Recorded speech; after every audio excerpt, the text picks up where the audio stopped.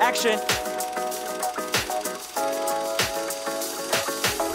Why do you think he gave you the villa? That is where the mystery resides. Then we're off to the Riviera. And with any luck, we'd miss the whole of Mary's frightful film.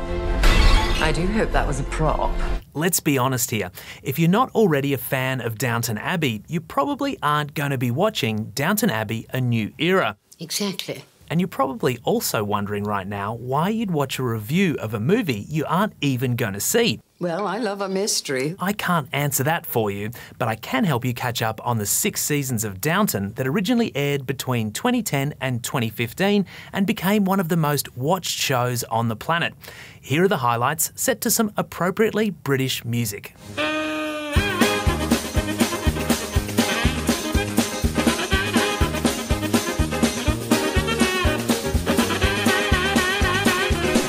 Okay, now we've got that out of the way, we can talk about Downton on the big screen.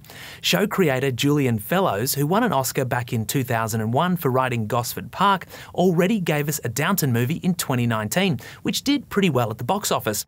Remember to pray for us. I'll put in a word. It was set in 1927. Yes, just like the band. If I could do anything at all, I'd do it for you. A few years after the events of the series finale.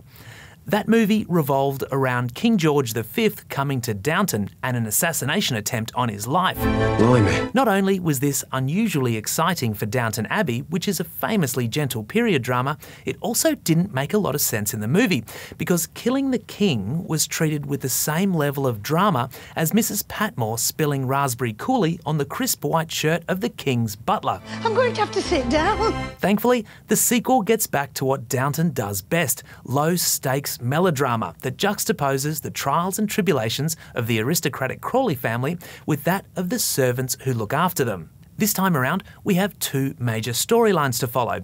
The first involves the mysterious and surprisingly salacious past of fan favourite Violet, who is of course played by the one and only Maggie Smith.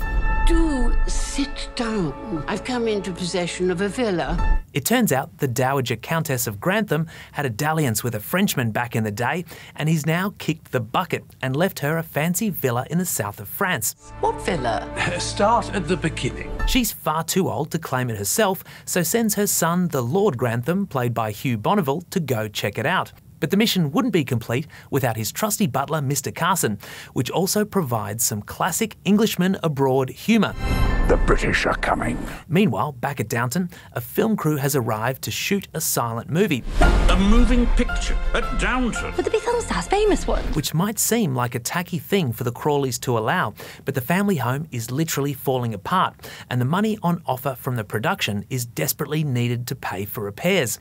So it falls to Lady Mary, who is played by Michelle Dockery, to chaperone these vulgar actors and make sure they don't nick the silverware. You steer ahead. You're the captain now. Pretty sure the word meta wasn't invented back in 1928, but this film within a film has some fun meta moments. Cut! Sorry. Fans of the show will like this movie better than the first one, but that's not saying an awful lot. Downton Abbey: A New Era gets 2.5 stars.